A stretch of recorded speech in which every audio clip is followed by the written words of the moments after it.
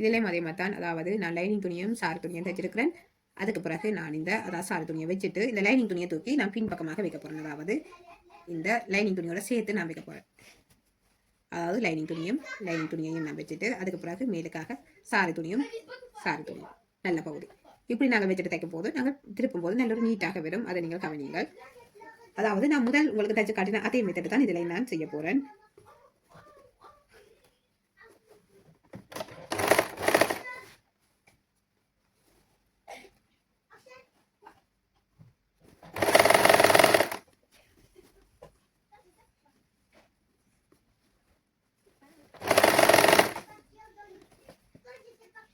இதில் பார்க்கும்போது உங்களுக்கு தெரியும், அதாவது லைனிங் துணி அதே நேரம் வந்து சாரி துணியோட சேர்த்து தைச்ச லைனிங் துணியும் சாரி துணியும் அதை நாங்கள் நீட்டாக அப்படி வச்சுட்டு அதுக்கு மேலே சாரி துணி அதுக்கு பிறகு நீராக தைச்சு கொண்டு வர.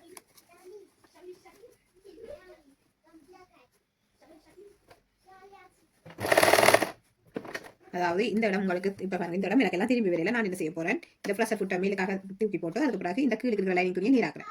கீழே இருக்கிற லைனிங் துணியை நீராக்கிட்டு அதுக்கு அடுத்ததா சாரி துணியும் லைனிங் துணியும் அதையும் நீராக்கி இப்படியே நான் வைக்க போகிறேன். வச்சுட்டு அதுக்கு பிறகு நான் தைக்க போகிறேன். அதாவது அடுத்த மேலுக்கு கிடக்கிற இன்னொரு சாரி துணியையும் நான் நீராக்கி போட்டு தைக்க போகிறேன். திரும்ப நான் ப்ரெஷர் ஃபுட்டை தூக்கிட்டு இந்த சாரி துணியை, அதாவது கீழ் லைனிங் துணி நீராக நான் கவனித்து வைக்க வேணும். அதுவும் மிகவும் முக்கியம். அதையும் வச்சுட்டு அடுத்த சாரி ப்ளவுஸ் துணியை நீராக்க வேணும். அதுக்கு பிறகு மேலுக்கு இருக்கிற இன்னொரு துணியை நீராக்க. நாங்கள் இழுத்து வச்சு நாங்கள் தைப்போமாக இருந்தால் அந்த துணி வந்து சில நேரங்களில் அந்த சுருண்டு வர பார்க்கும். அதனால அதை நீங்கள் கவனிங்கள். அதாவது சுருளக்கூடாது. துணி வந்து எப்பவுமே சுருண்டு அந்த ஈப்பட்டு வரக்கூடாது, ஈஞ்சி வராமல் நாங்கள் பார்க்க வேணும்.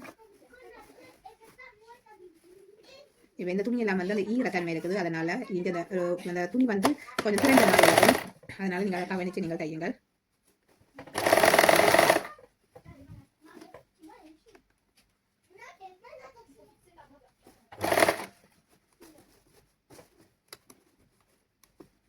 எல்லாம் சுருப்படாமல் நாங்கள் பார்த்துருக்கோம். இந்த 3 துணியையும் நான் நீராக வச்சுட்டு நீராப்பியே தைச்சு கொண்டு வந்து முடிக்க முடியாது.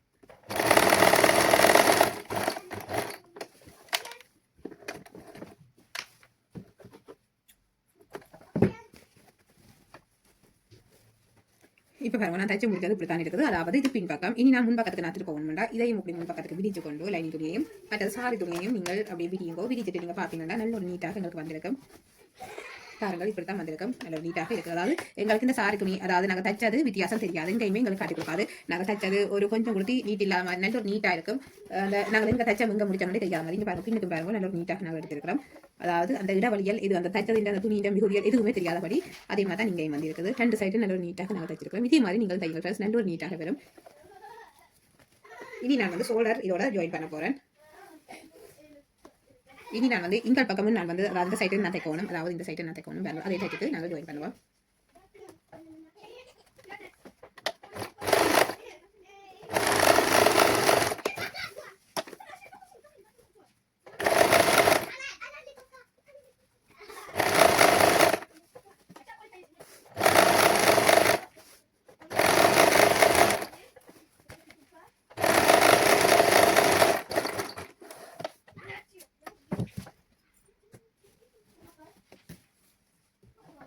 இப்போ வந்து தைச்சு முடிஞ்சதை நான் வந்து பின் பகுதியோட இணைக்க போகிறேன். இந்த சோல்டர், அதாவது பின் பகுதி சோல்டர் முன் பகுதி சோல்டர் சேர்த்து இணைக்க வேணும்.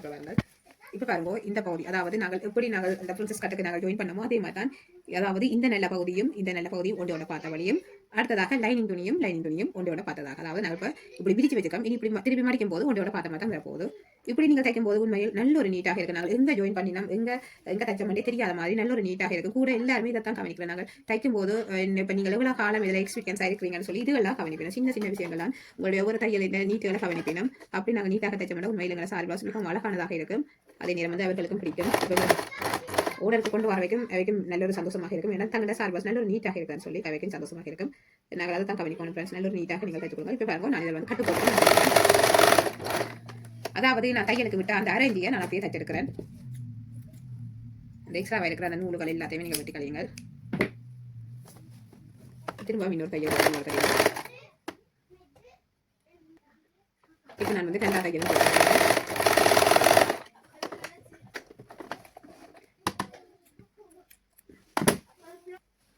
இப்போ பொருத்திட்டேன். பொருத்தின பிறகு அதுக்கு பிறகு நாங்கள் சுற்றி வர தைக்க வேணும். இந்த பின்பகுதியை, அதாவது பின்பகுதி இந்த ஷோல்டர் சைட்ல இருந்து நாங்கள் சுற்றி வர இந்த ஆம் கோல் சைட்டெல்லாம் நாங்கள் அப்படியே சுற்றி வர தைக்கணும் பாருங்க பார்க்கலாம்.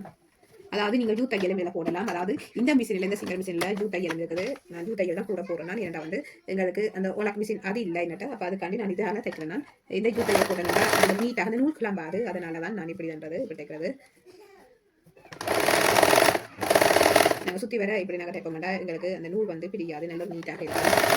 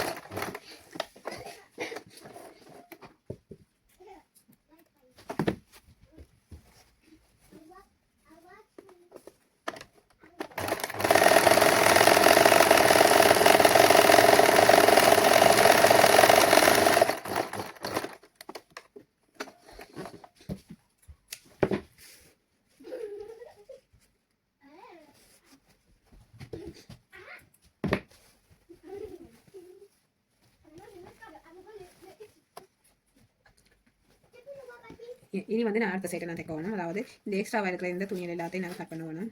துணி அதே நேரம் நூல்கள் எல்லாத்தையுமே நாங்கள் கட் பண்ணி கொடுத்தா நாங்கள் தைக்க தொடங்கணும். அப்போ தான் எங்களுடைய ஷோல்டர் வந்து நல்ல ஒரு நீட்டாக இருக்கும். இதை நம்ம தைச்ச மாதிரி தான் தைக்க போகிறோம். அதாவது இப்படி இந்த துணியை விடிச்சு கொண்டு நாங்கள் இப்படி விடிச்சு கொண்டு அதாவது லைனிங் துணி பார்த்த மாதிரி அடுத்த பகுதி இந்த சாறு துணி பார்த்த மாதிரி இந்த ரெண்டு பகுதியும் அதாவது நல்ல பகுதியும் அதே நேரம் வந்து லைனிங் துணியும் இப்படி நாங்கள் வச்சுட்டு தைக்க வேண்டியதான். உண்மையில் இது நல்ல ஒரு நீட்டாக இருக்கும். நீங்களும் இந்த மெத்தடில் தைச்சு பாருங்கள் ஃப்ரெண்ட்ஸ்.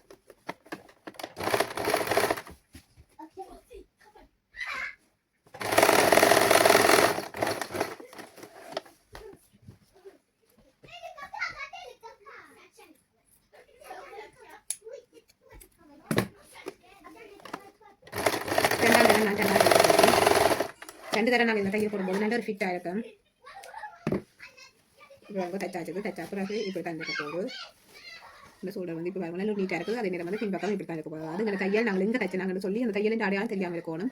அப்படி நாங்கள் தைப்போமாக இருந்தால் மிகவும் நல்ல ஒரு நீட்டாக இருக்கும். பாருங்கள் ஃப்ரெண்ட்ஸ், இப்படி தான் இருக்கும். அதாவது உள்ளுக்கு போயிடும். நாங்கள் இந்த பொறுப்பினது வந்து உள்ளுக்காக இருக்கும். வெளியில தெரியாது, கொஞ்சம் கொடுத்து வெளியில தெரியாது. நீங்கள் இந்த மெத்தட் நீங்கள் தைப்பீங்கன்னா உங்களோட சால்பாஸ் மிகவும் அழகானதாக இருக்கும். கொஞ்சம் கொடுத்து இந்த வெளியில தெரியவே இல்லை. இப்போ நாங்கள் இங்கே அரை இஞ்சி நாங்கள் விட்டுருக்கோம். இவ்வளவும் இதுக்குள்ளே நிற்குது. இந்த அரைஞ்சி இவ்வளோத்துக்கு நிற்குது. அந்த அரைஞ்சியும் இதுக்குள்ளேயே நிற்குது உள்ளுக்காக. இனி நான் இதை வந்து சுற்றி வர தைக்க போகணும். சுற்றி வர இந்த வீட்டைகள் தான் தைக்க போகிறேன்.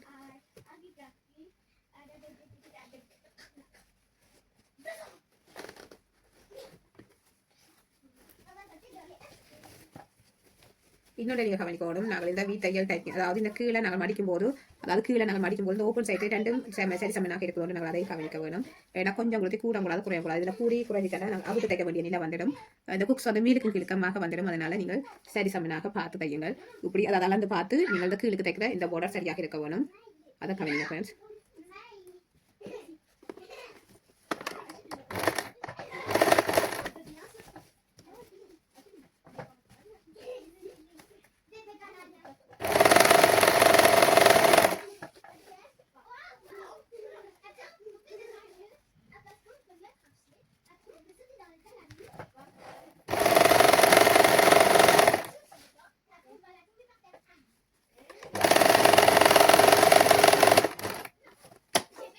இனி நான் வந்து வீட்டையல் தைக்க போகிறேன்.